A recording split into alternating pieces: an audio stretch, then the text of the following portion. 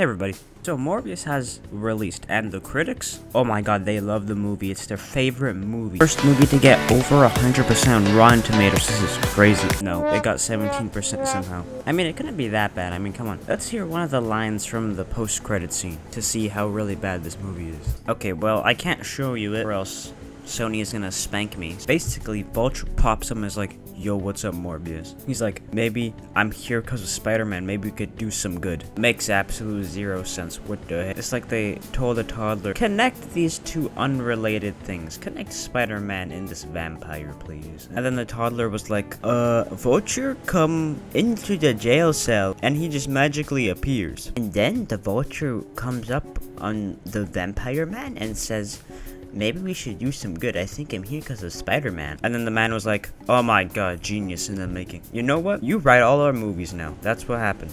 Exactly. Now, not saying the movie is complete garbage. I only seen some of it, and what I've seen of the writing is a little iffy. That's all I'm saying. I haven't watched the whole movie yet since I got sick right when it came out. And I'm just too lazy to go now. So I'm just gonna watch it on DVD. Or, you know, 123 Movies, the classic website. What in the fuck is this motherfucking bag?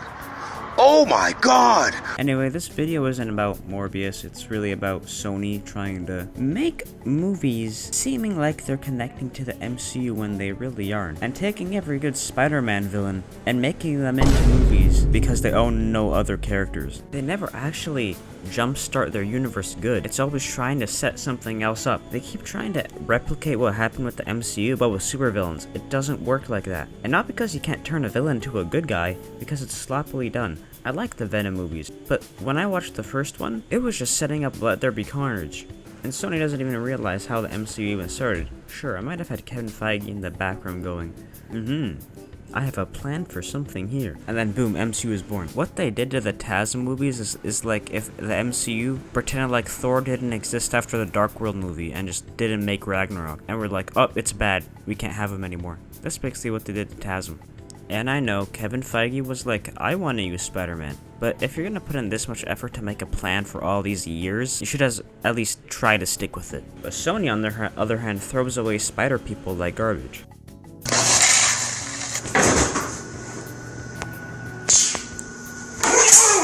Sony moving Spider-Man to the MCU is the only good thing they have done with the property.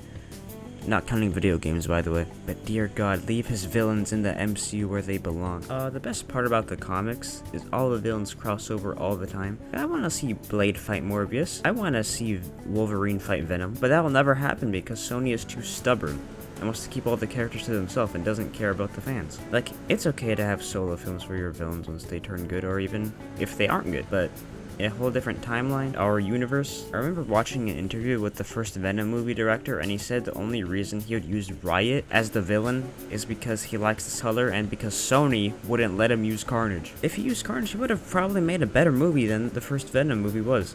But instead we get the most piece of paper supervillain ever in history. They were setting up Let There Be Carnage before Venom 2018 even released. It's not about the fans for them.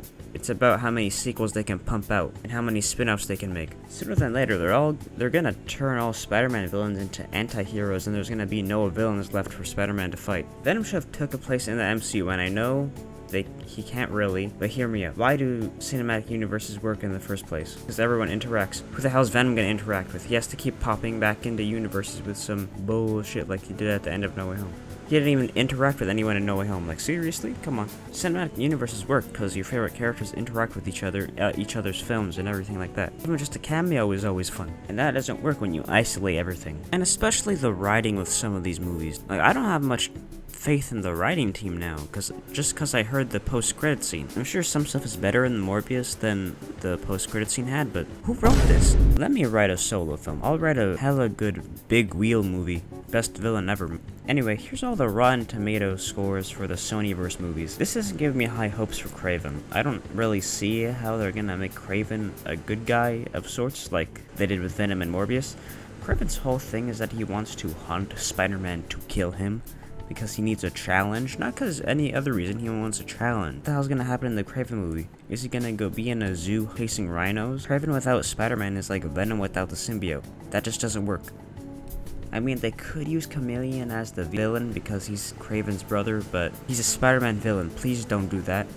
He's Spider-Man's first villain. Don't waste him in a Craven movie. But anyway, that's all I gotta say for today's video. Thanks for watching, and hopefully Sony learn to keep Spider-Man's villains in his movies. And then once in a while, spin-off isn't that bad, but don't do it for all of them. Electro does not need a spin-off film. Anyway, see you guys later. Thanks for watching.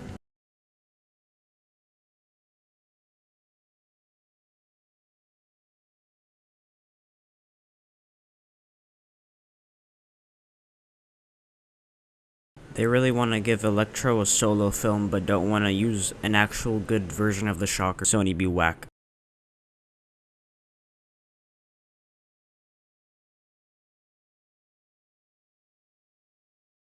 Let me make the big wheel movie.